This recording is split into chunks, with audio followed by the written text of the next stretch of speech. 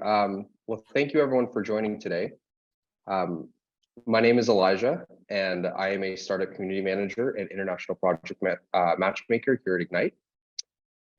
Today, we're going to be talking about some of the do's and don'ts, tips and tricks, and cultural norms in South Korea when you're working with South Korean corporates. So we're going to spend about the next 5 to 10 minutes talking about a bit of a welcome and introduction to Ignite Sweden, Vinnova, the innovation agency of Sweden, and Business Sweden, one of our very trusted partners. We'll then, and then Anders Hektor from the Embassy of Sweden will share some of his insights and knowledge into the South Korean market. He is based in Seoul, has been there for a few years now. We'll then move on to Kim Silvasti from Vinnova, who will talk about the Eureka program. And last but not least, we will have Chun speaking on how to do business in Korea. We've been working very closely on the upcoming events called Doing Business, or Sweden Korea Startup Match Day. Most of you are here because you have an upcoming meeting with one of the fine South Korean corporates that we recruited to join the event. So first, I'd like to share a little bit about Ignite Sweden as a whole. We were established in 2017, so we're just about 5 years old now. And our main mission is to foster innovation through commercial collaborations. Our aim, our goal every time we have an event or matchmaking is to promote pilot projects between corporates, public organizations, and startups or scale-ups. We were founded by SISP, the Swedish Incubators and Science Parks, which is an association that has 63 incubators and science parks as members. And we work very closely with about 27 of them to try to promote and help their startups not only break ground in the Swedish market, but internationally with the 10 countries we work in. We are funded by Vinnova. Vinnova is the innovation agency of Sweden, as I mentioned, as well as the energy agency and some private and public sector funding. A little snapshot on the numbers and what we've been doing the past 5 years. We've helped connect startups for almost 5,500 meetings throughout 82 matchmaking events.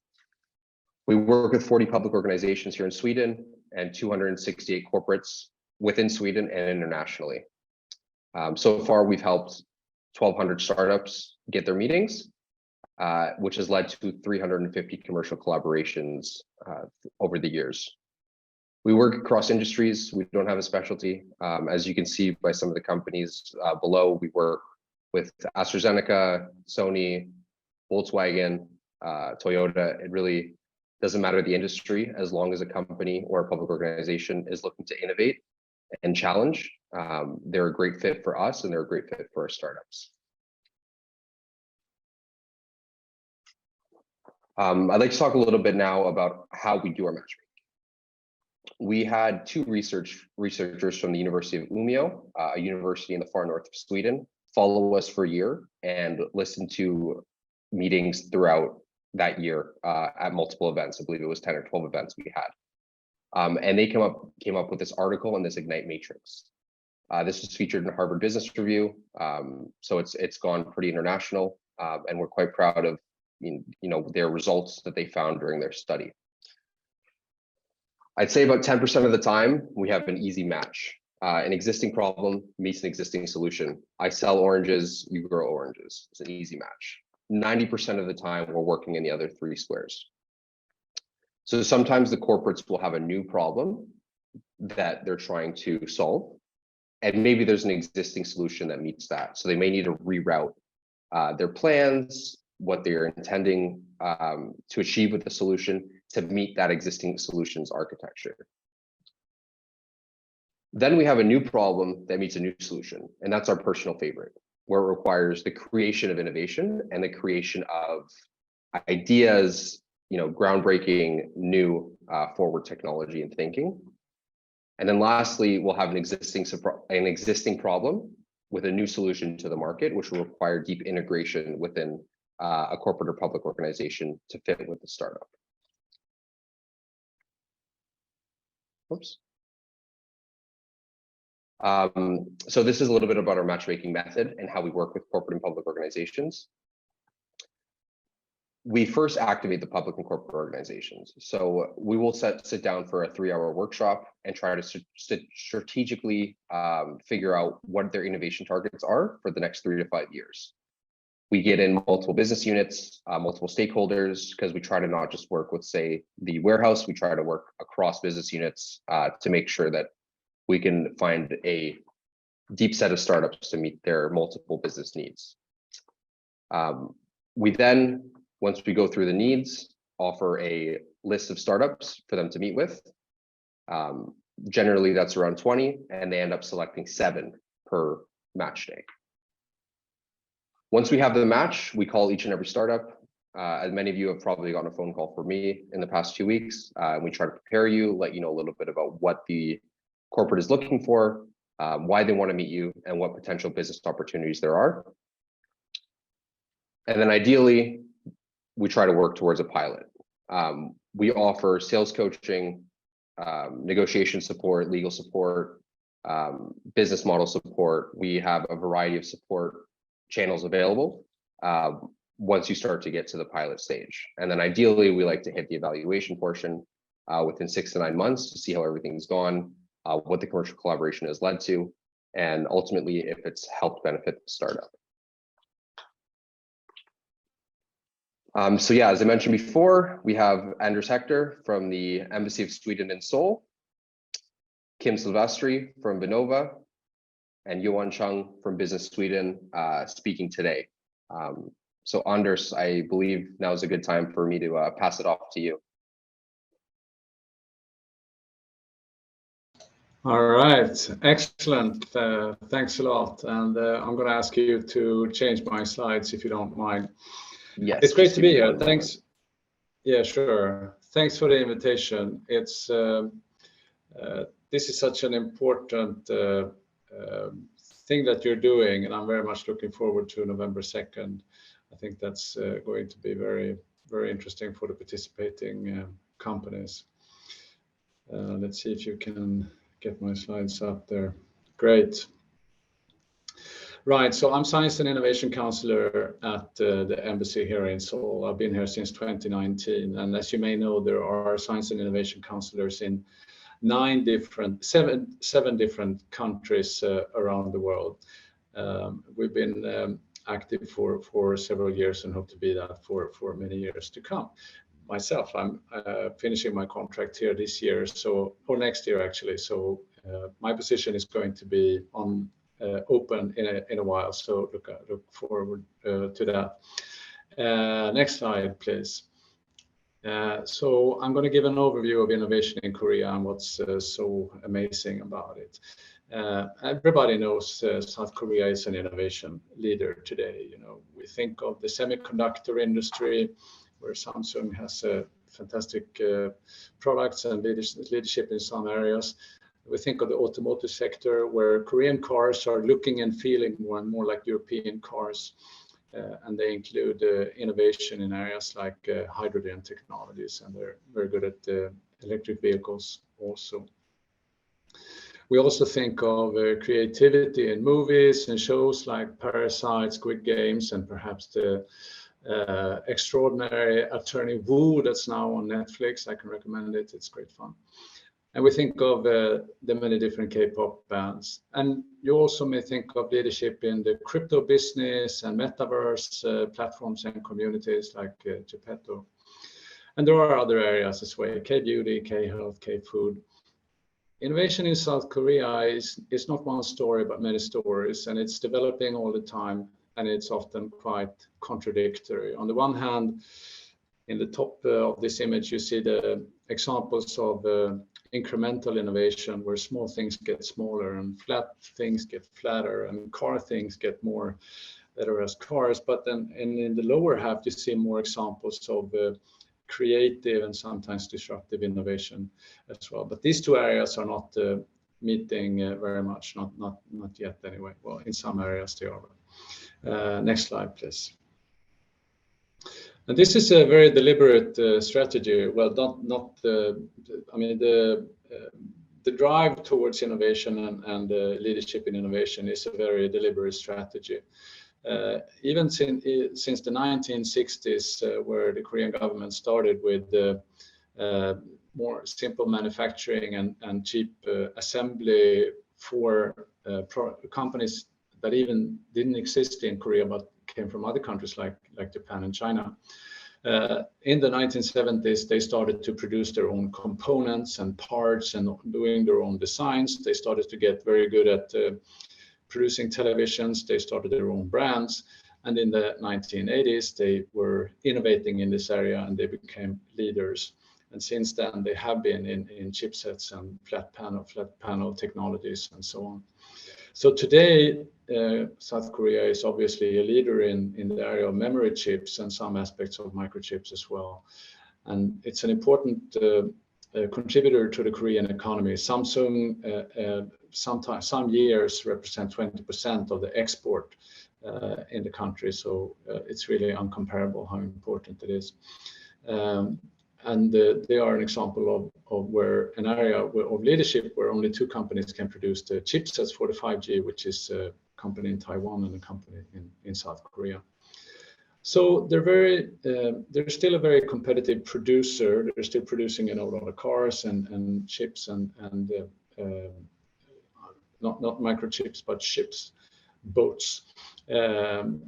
Which is tremendously important, but they also want to be leading in innovation. They want to go from being a fast follower to an innovation leader. And I've said that a couple of years. I've been here since 2019, and I've been saying this for a year, and the Korean government have been saying this for several years as well. But it's a hard problem, going from a fast follower to an innovation leader is really a hard problem. They seem to be able to do that in some areas, but not really in other areas as well. But they're driving this very forcefully, and they have three approaches to it. It's investment in R&D, investments in clusters and incubators, and modernizing regulation. I'm going to talk about all of those areas. So next slide, please. Starting with investments in R&D.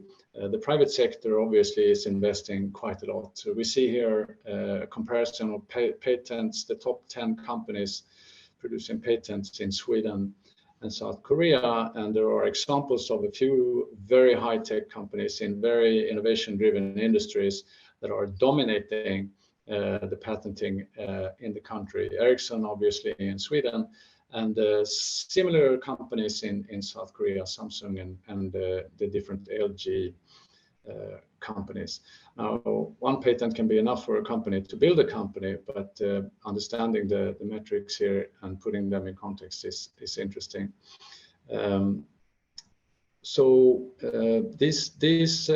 These are examples of how investments in research and development is really driving industry in the company and in the country.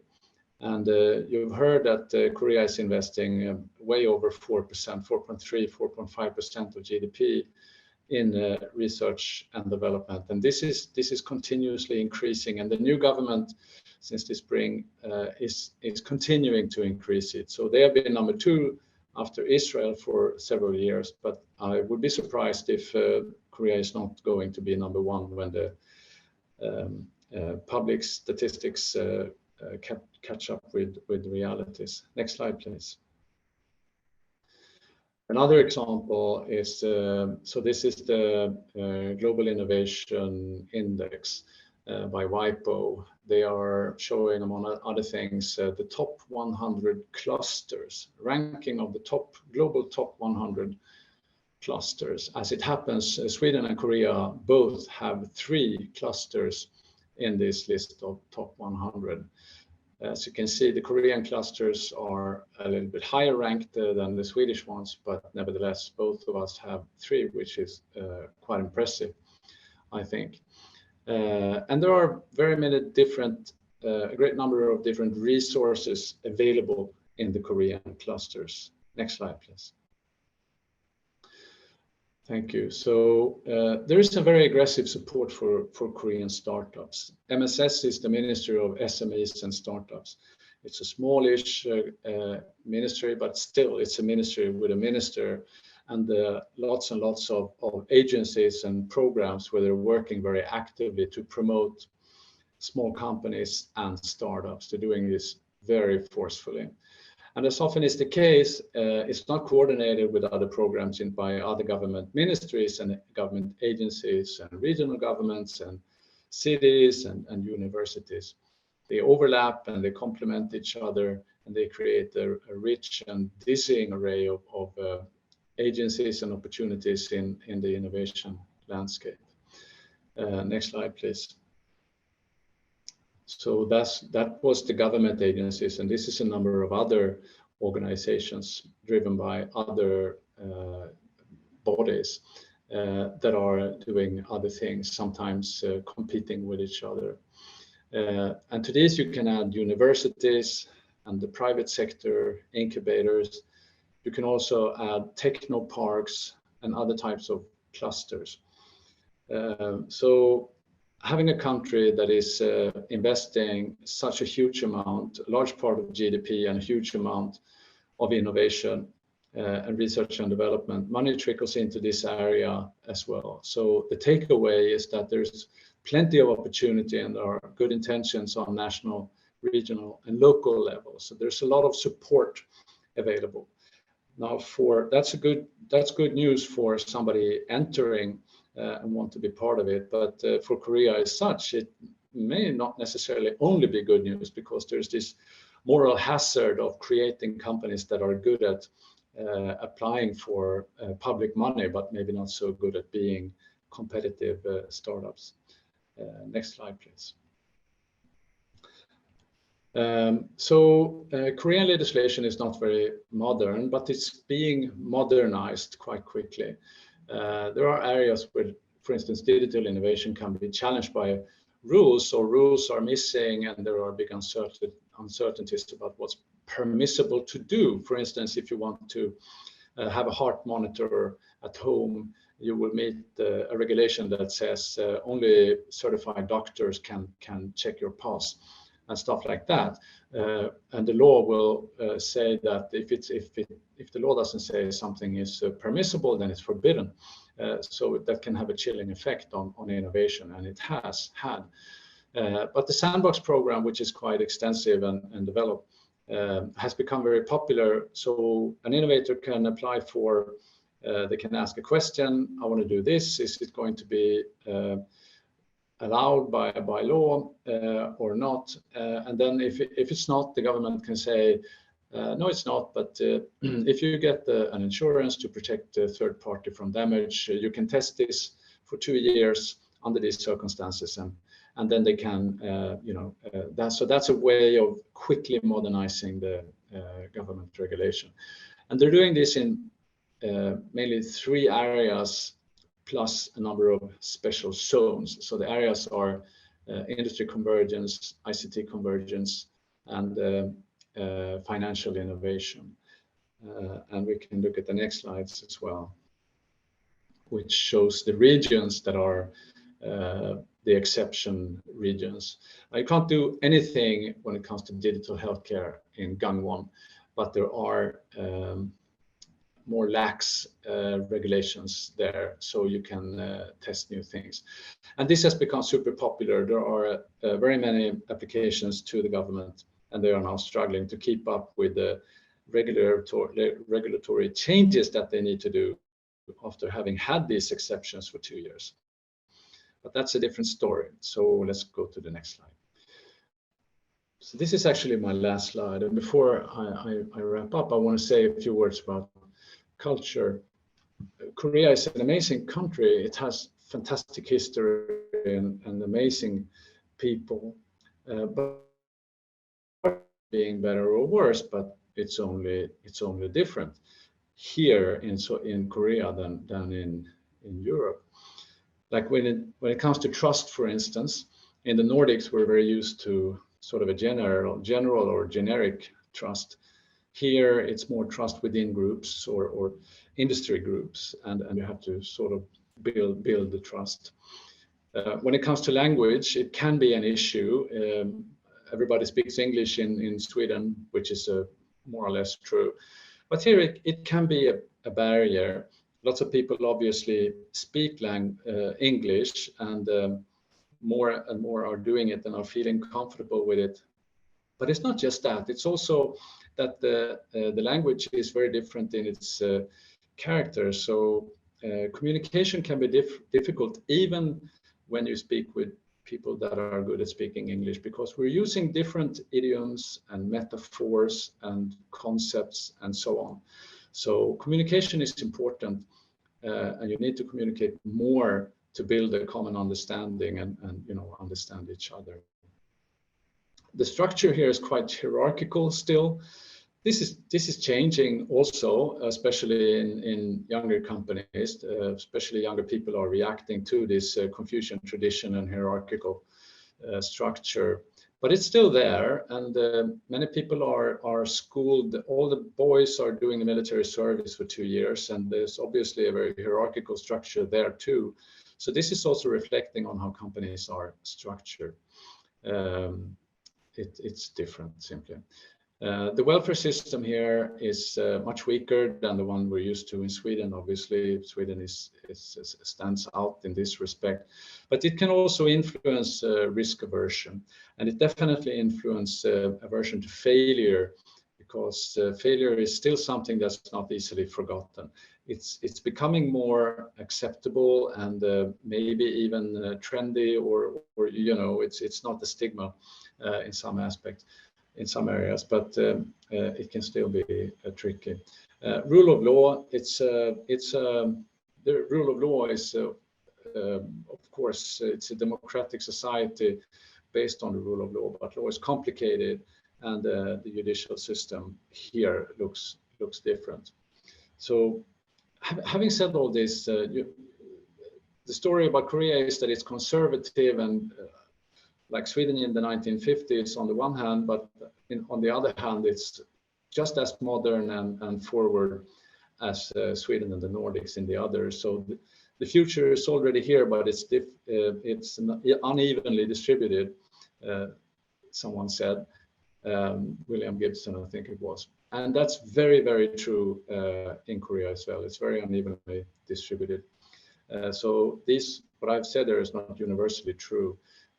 Lots of people go abroad to study, they read the same books as you do, but be prepared for differences and you'll do just fine. It's an amazing country, the food is amazing, it's a strong economy, it's got the world's coolest capital, and you can find stuff here that you cannot find anywhere else on the planet, so I can only recommend it. Thank you very much.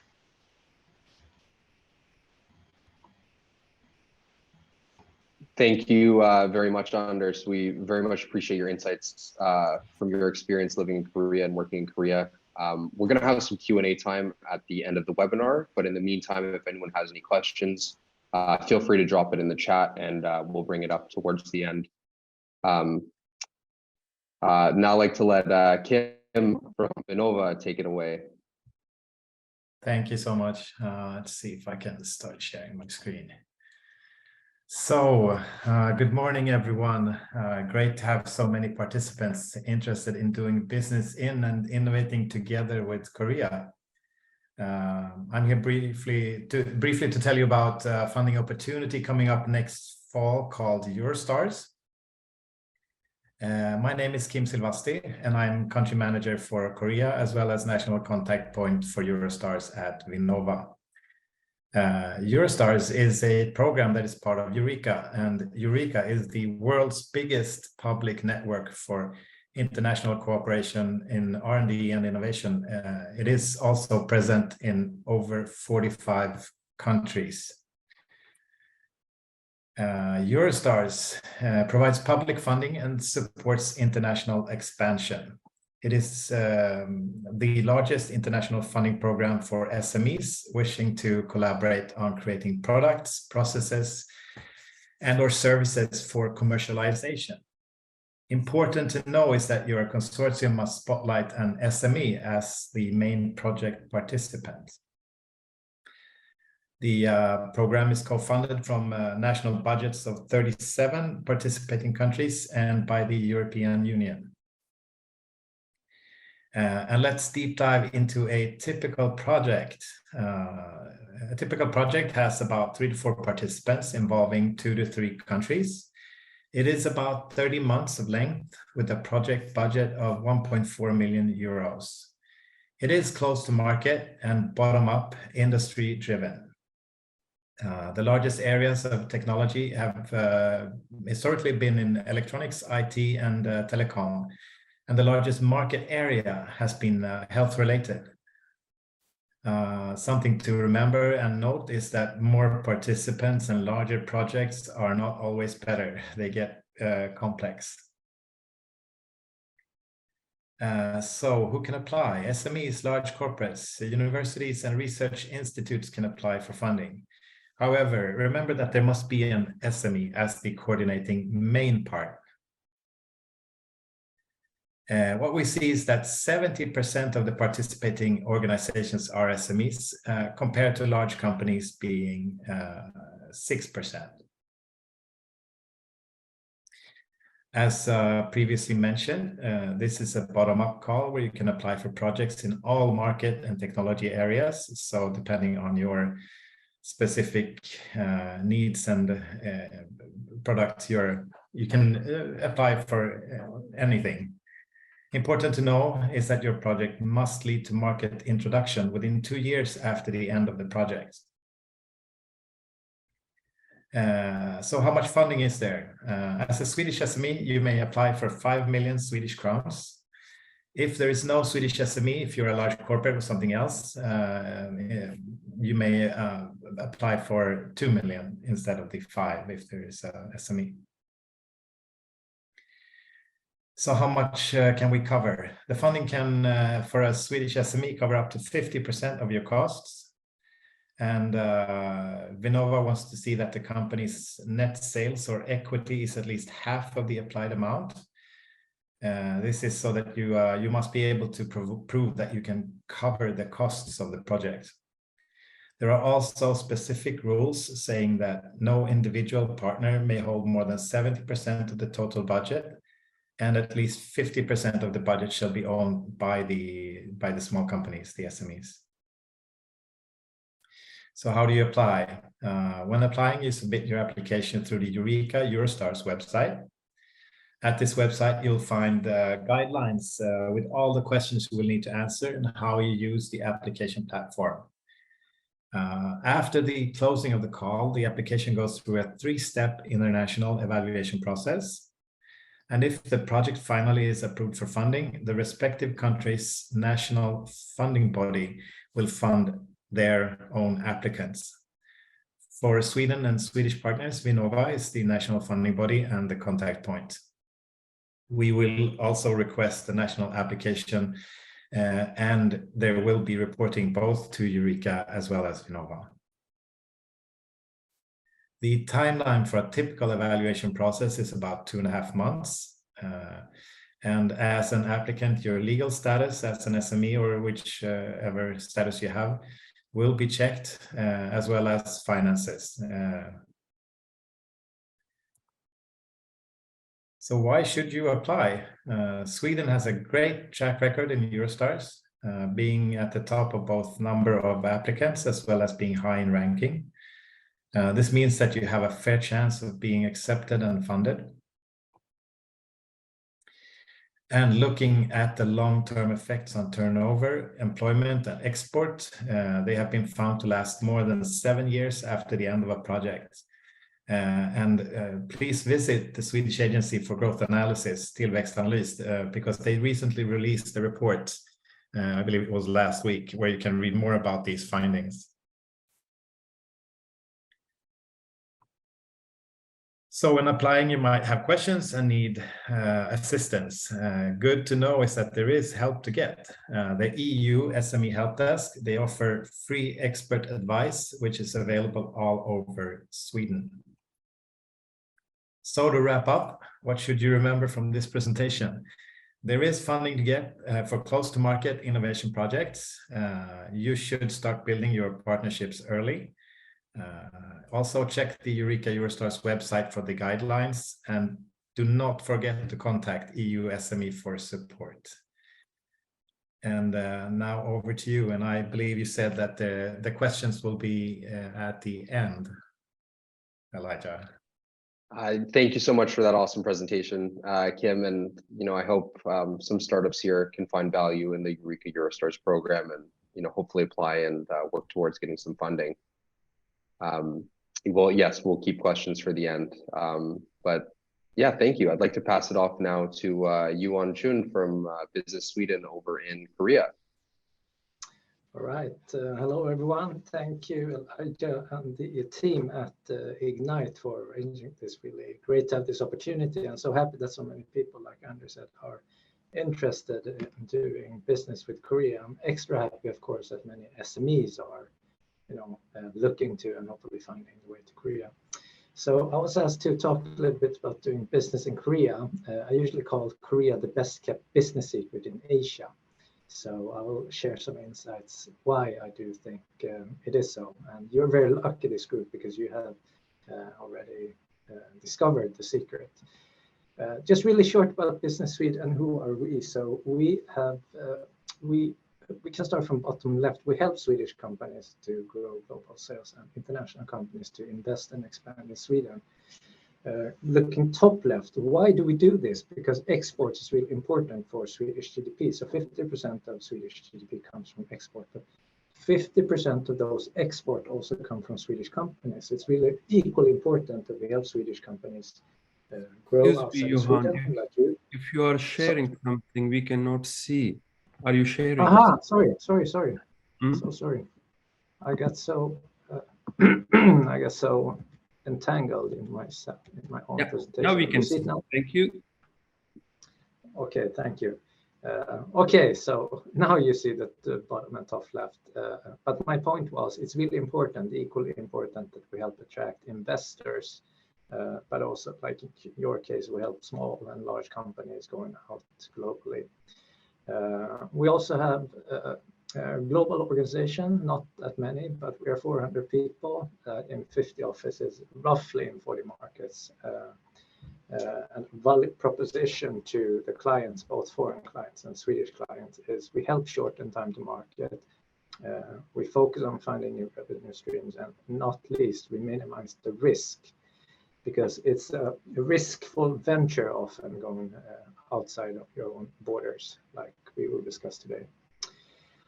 Talking about borders, I think you are a very wise group because you already look to Asia, and I usually start with why Asia.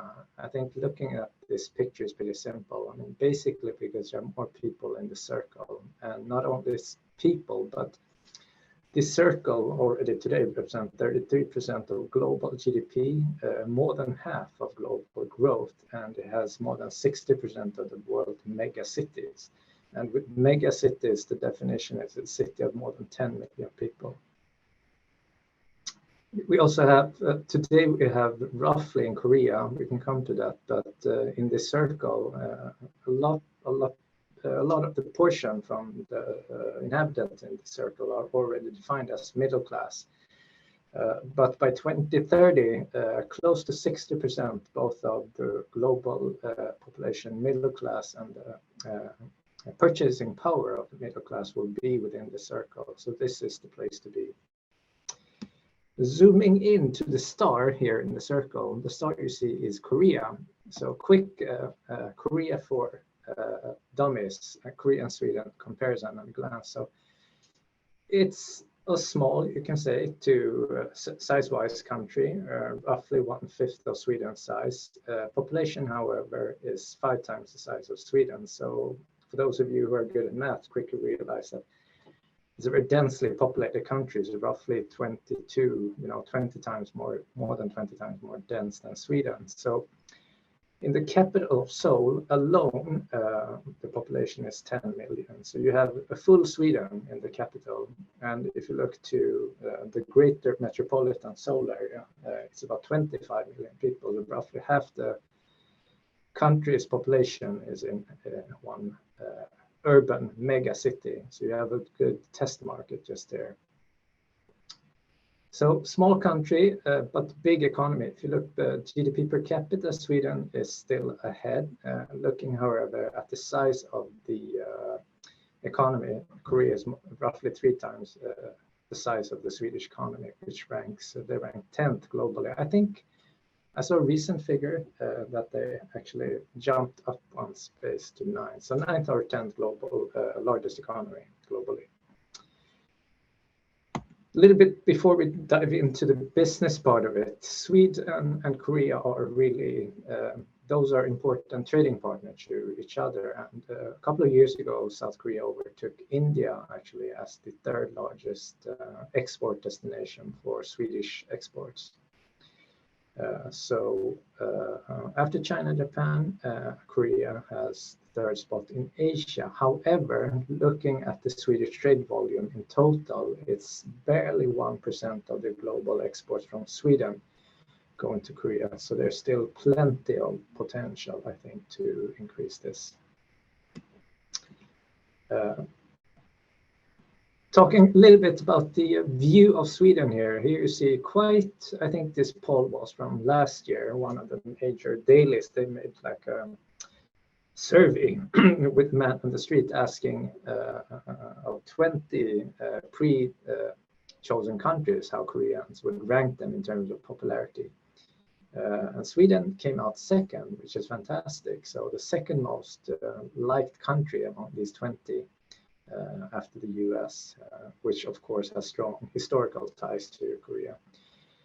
Also interesting to note is that on last spot came Japan, even after North Korea on 19th spot and China on place number 18. So they are very dependent on each other, the neighbors here, but still they're not as friendly neighbors as one could wish maybe.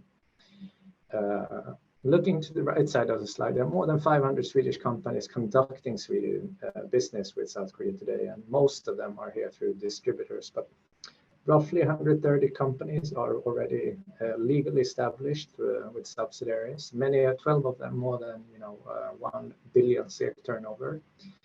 And all in all, through they make a large impact and have a big footprint here, employing more than 13,000 people and indirectly, helping spend of 2 billion USD on services and other spend here locally. Okay, you all know this. I think you have seen, the tire economy stories, how these countries were really poor, and Korea was also one of the tire economies, being, after the Korean War, not ending but having an armistice in 1953. This was the 3rd poorest country in the world. This picture is taken in Seoul, in Gangnam, which literally means south of the river. And the same spot here, some 70 years later, looks completely different. So it's a very fast transition, a very fast growing economy. So sometimes I feel that society and business has moved faster actually than the values. So I'll come to that a little bit when I talk about business etiquette and ways of doing business. Yeah, there are many rankings like this, but I think Anders touched a little bit about it, how innovative Korea is, like Sweden. But Korea is a very free trade friendly country, covering more than 80% of global GDP. They have been catching up, also linked to what you talked about, Anders. They have been catching up very quickly when it comes to the startup community, having just a few unicorns 10 years ago. Now there are a lot of startups, and 50 plus, I think it's closer to 18 or 19 unicorns when I last read. Like Sweden, one of the most connected, if not the most connected society in the world. And also, a bit surprisingly to many, the World Bank ranks Korea as a top 5 country in ease of doing business globally. There are some challenges, though. I mentioned Korea is still at war. There's not a peace agreement. There's only an armistice signed, and it's not even signed by the parties, signed by the US. Soviet Union at the time. And now we also have the fastest aging population globally. So this is a big ticking demographic bomb. Also, when it comes to industry, Korea does not rank very favorably when it comes to gender equality, the glass ceiling index, and also when it comes to energy sources, sustainable energy, they rank among the bottom among the OECD peers. Okay, so this was a macro. If we look at the industry, I think some of the brands are well known to you, like Samsung and LG and maybe Hyundai, but Korea is home to many globally leading companies, and there are many other industries that, you know, people outside of Korea is not so aware of. So the global leader, member chips, like Anders mentioned, home electronics, displays, automotive, also battery production is a big booming industry where Korea is one of the few countries that can have the technology and know-how for the you know, EV cars that are going to be equipped with batteries in the future. Global steel making, construction, industrial equipment, defense, shipbuilding offshore, biopharma, e-commerce, logistics, and also beauty are among the industries where Korea has globally leading companies. So if you look to the structure of these globally leading companies, it's very top heavy. The industry is very dominated by the family around, typically still conglomerates. These are called chaebol in Korean.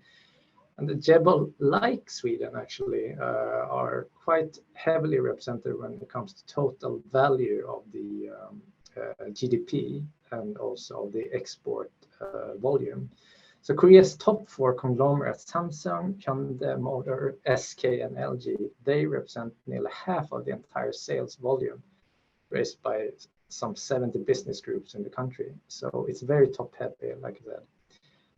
And these conglomerates typically are very, not like Western companies, maybe when they have 1, 2, maybe 3 focused business areas. They typically have a lot of subsidiaries and they are active in many various industries. Sometimes with no real logical synergy between the different energies. So just as an example, I show here Samsung Electronics, who recently, after a reorganization they did a couple of years ago, they organized in 3 major business units: electronics, CNT, and life insurance. But then you see each business unit has other subsidiaries doing everything from batteries to financial services to biopharma to fashion. So, and under these subsidiaries, there are even smaller companies in the Samsung group not visible. So some 30 to 40 companies within the Samsung group only. So this leads to the main topic of the presentation, doing business in Korea. And for you who are small companies wishing to, you know, get Korean clients and enter the Korean market, how do you approach these Korean corporates, these big, large conglomerates, and how do you make business? So this is the typical structure, you can say, illustrative, a Korean conglomerate.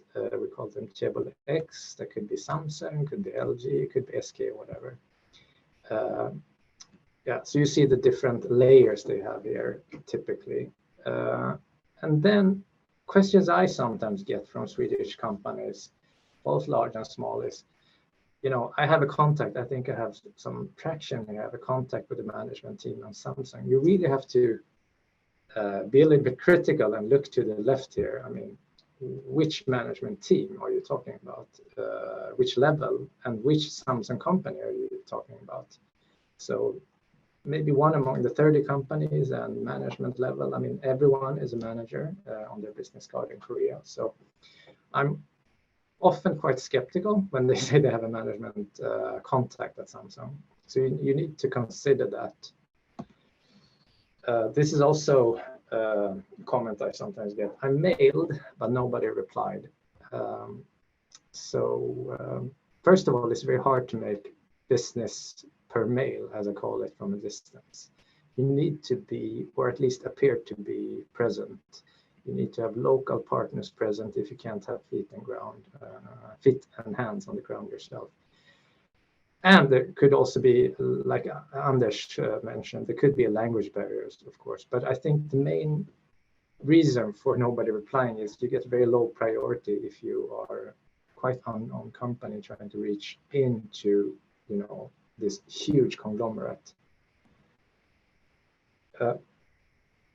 Yeah, solutions are great. You may have a great solution, you might have a great product, but that's only the beginning. It's really important to have local networks to get a foot inside the door. That's a truth that goes for Sweden as well and Europe, but this is even more truth here, I would say. Local appearance is key. I'll come to that more. And also advice already now, create network on all levels. So in this pyramid illustrative here, if you have the opportunity, maybe you're talking to the purchasing team, I mean, try to get up to the business units heads as well, and try to, you know, get some contact with the management team or some exposure. I mean, even better if you have board connection. So it's not enough to just network on all level. You need to network on all levels to be successful. Some, you know, business culture 101 in Korea, just quick comparison between the Swedish and Korean organizational corpus cultures. And of course, I need to generalize a little bit here and maybe use stereotypes. So I hope I don't offend anyone, but just for the sake of illustration, I will generalize a bit. So typically, you know, the communication in Swedish companies is quite flat. It's very meritocracy based, tricky word. So, I mean, the person who has a good opinion or a good idea gets to speak, right? Very casual, rarely use titles, typically go with names or first name. Don't call the CEO, just call the CEO Anna or Peter or whatever the name is. Most work starts after you have a meeting. The meeting is a start, but then you discuss and then you get going. And communication is quite direct, and focus often is on solving an issue or a problem.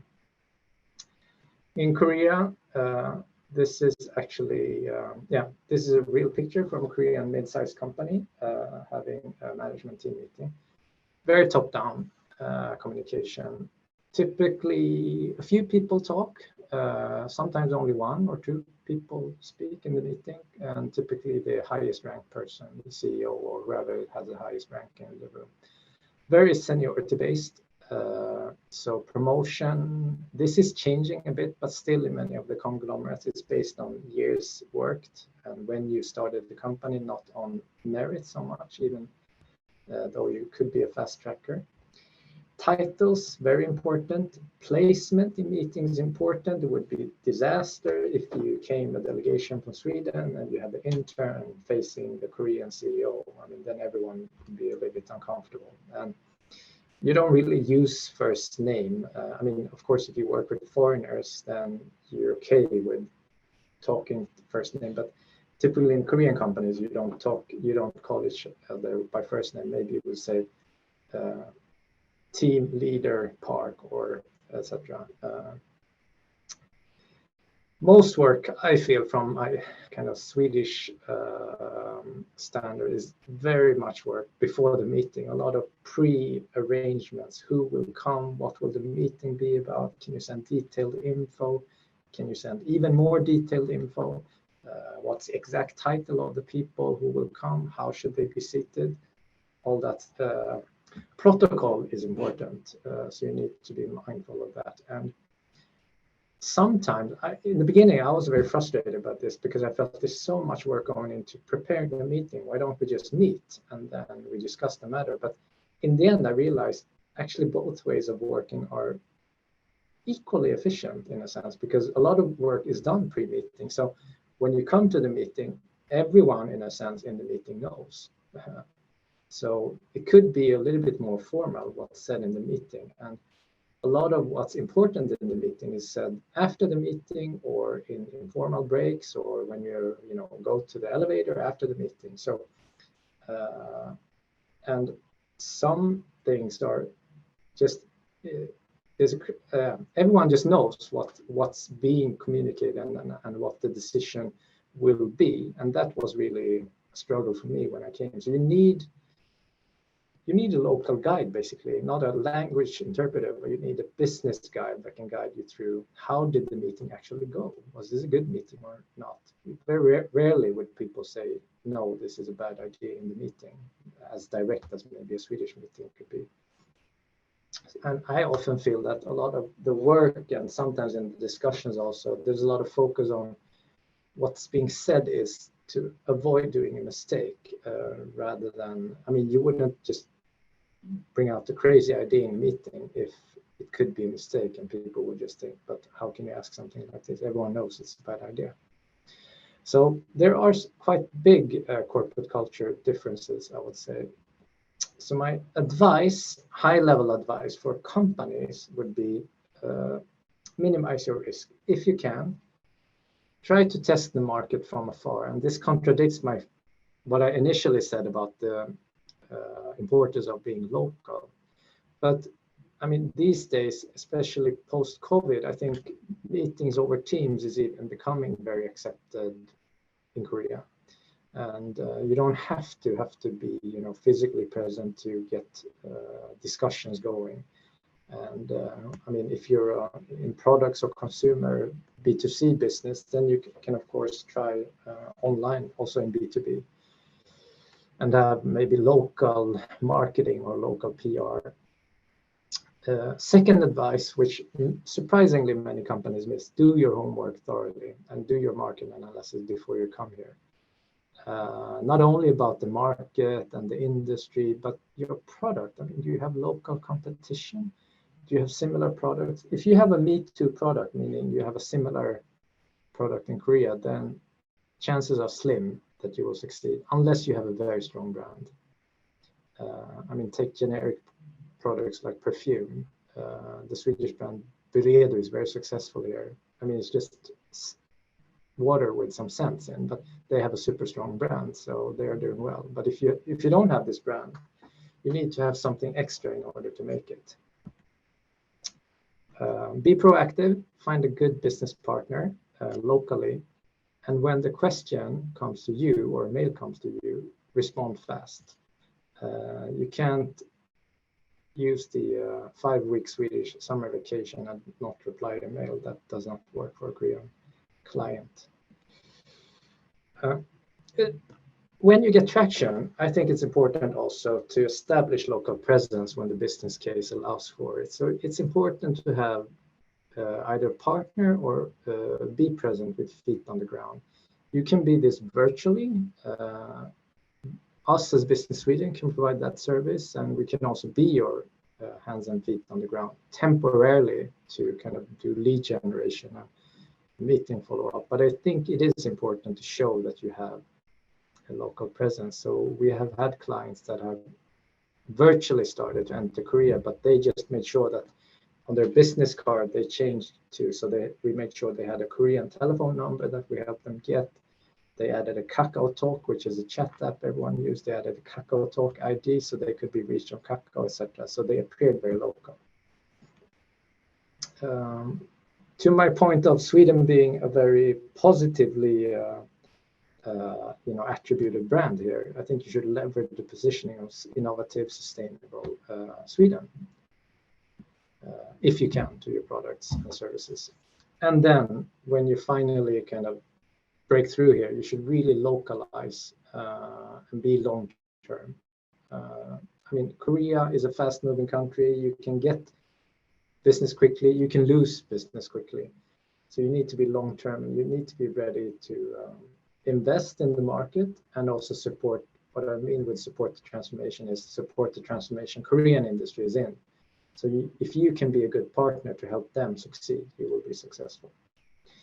So this is the high-level advice. And then I have some personal advice. Practicalities, very hands-on advice, but be prepared to the meetings if you come here. Now you will have virtual meetings first round, but hopefully this can lead to add-on and hopefully physical visits. Then you need to have a business card. It needs to be boosted up title-wise, if possible. When you in the meeting, you follow the local customs with giving and receiving with 2 hands, etc. Read up on the counterparts. When you do your pitch, super important to focus on the why. What problem do you solve? Don't focus so much on internal details about your company, how you're organized, what department you have. Nobody cares, especially if you're a small company. Sorry to be so blunt, but you have to have the right balance of, what's the problem? What is your unique solution that you are pitching? And if you're going to talk about your company, just be bold and brag and be more American than Swedish. Exaggerate a little bit. Network at all levels, like I said, and here also, all of us in Team Sweden, our role is to help with trade promotion and help with that. So we have various ways of, trying to arrange networking sessions or high-level receptions together with the embassy to try to both meet the actual working level, but also the deciding executive level and the board level sometimes even. So it's important not only to speak to the purchasing department or the R&D department.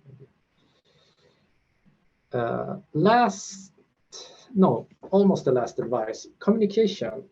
When you speak English, like Anders said, English could be a challenge here. Avoid complicating it even more by using negative questions or negative expressions. For instance, don't say, you don't like this, do you? Because in Sweden, you say, no, I don't like this. But in Korea, it's like math. Then you say, yes. Minus plus plus becomes minus. So a Korean will say, yes, meaning I don't like this. So that's often a cause actually for miscommunication that I realize when I'm in meetings. Yes, and I think I covered the last step. So that was it. Thank you so much. Here's my email if you would want to reach out. I did not cover it in this presentation, but also for you who are startups and SMEs, Business Sweden offer a lot of free services for small companies within the EU. So if you could just go to follow this link or go to Business Sweden's webpage and just search for SME support, you'll find a lot of links to relevant information. Okay, thank you. Back to you, Elijah. Thank you so much, Johan. That was extremely insightful. I know we're, at the end of the hour, but I definitely would like to open up the floor to some questions. I can see Hossein from Local Life had a question for you, Kim, in the chat about, do you know the requirements for funding for the Korean equivalent of Vinnova, e.g. percentage of co-funding, rough size, maximum contributions? Yes, and the answer to that is that almost all countries have somewhat differing rules and regulations and how much you can apply for and get funding for. So my recommendation is to go to the Eureka website, check which country you're trying to find information on, and then check there. Thank you.